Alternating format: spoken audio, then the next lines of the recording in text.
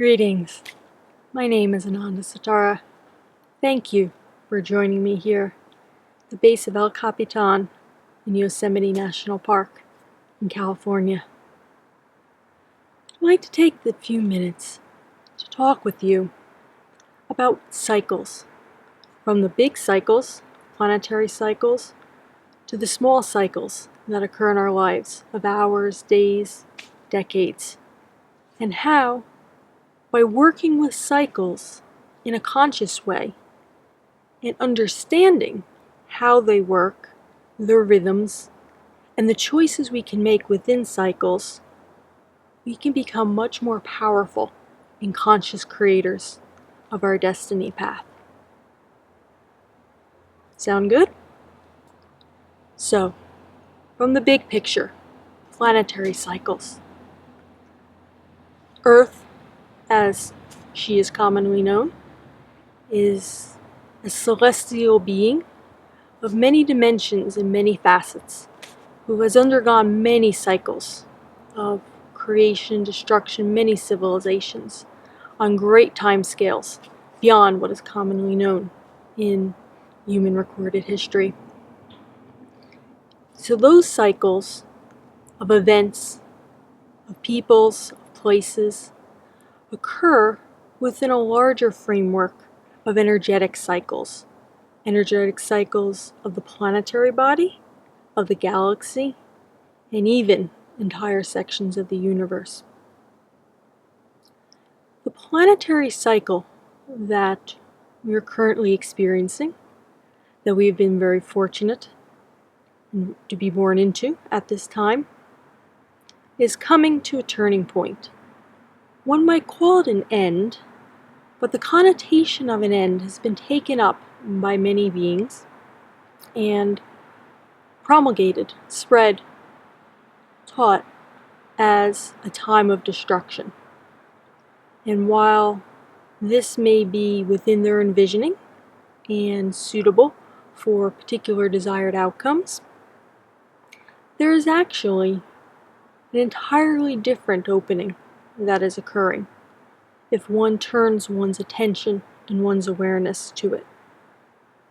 This time of great change, which I've often called the Great Earth Awakening, is occurring at the end of the cycle, and there are many different choices and pathways to be followed on the planetary scale and the individual scale within that. One such pathway could lead to fairly catastrophic, cataclysmic ends, as has unfortunately occurred in the past, that would then reinitiate yet another cycle, a do-over, so to speak. That's why we call it a cycle. But the cycle, alternatively, can come to an end at a point of renewal.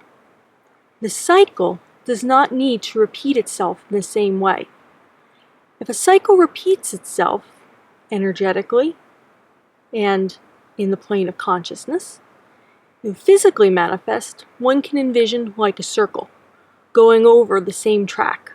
Things may look a little different, but it's still occurring within the same plane of consciousness and energy, with similar trajectories and similar outcomes on many different scales.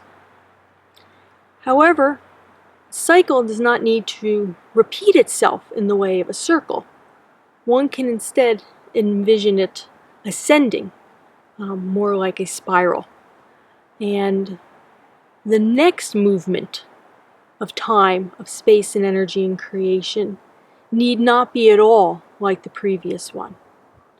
And that is true whether it be for the scale of a planet, for a civilization, or for an individual being on their destiny path and incarnation.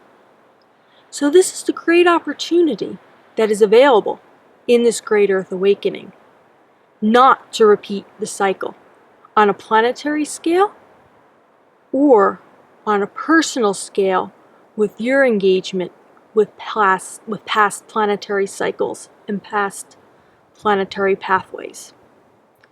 You are fully empowered to step out of that cycle and step into a new period of evolution and growth. Now, these cycles are familiar to you. To take this now from the big picture into the more individual picture of your life. Individuals actually have a tendency towards cycles in their lives, all the way across multiple incarnations to within an incarnation of particular time periods. Time actually being an energy band, an energy frequency, but we experience it and can talk about it in terms of time. And those are actually somewhat individual. I tend to have cycles in orders and multiples of 10, whereas my husband is more likely to have them around 19. And that can be a cycle of 10 or 19 hours, days, years.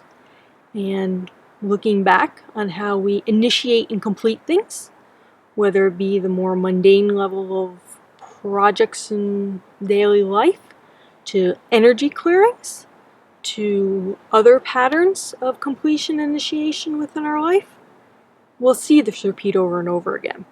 So it might be beneficial to you to look for that periodicity that exists, that cycling in your own life, and use that consciously to your advantage so that you have more energy, more power to bring things to completion before another cycle of 10, of 19, 8, 7, 6, whatever the number is for you, begins again. And just as I described on the planetary scale, instead of repeating the pattern, even though it may look different, it's still the same pattern, instead stepping into a new level of energy and awareness. And we can think of this in some examples that occur in day-to-day life. Individuals are often choosing whether to begin something new or whether to repeat something. And a relationship is a great example. When a relationship ends, some individuals actually find a new partner and repeat something very similar that they did in their previous relationship. Maybe leaving out some parts, maybe bringing in some parts. The relationship itself can contain many sub-cycles. Or they can reconcile and complete those energies that manifested in that other relationship, and stepping into a new relationship, begin a new creative flow, a new energy flow, a new set of experiences.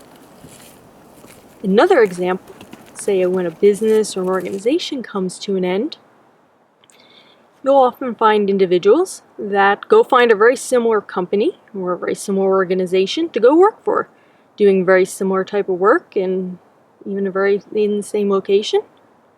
And their cycle of that either continues because they were not done with that, or they begin a new one.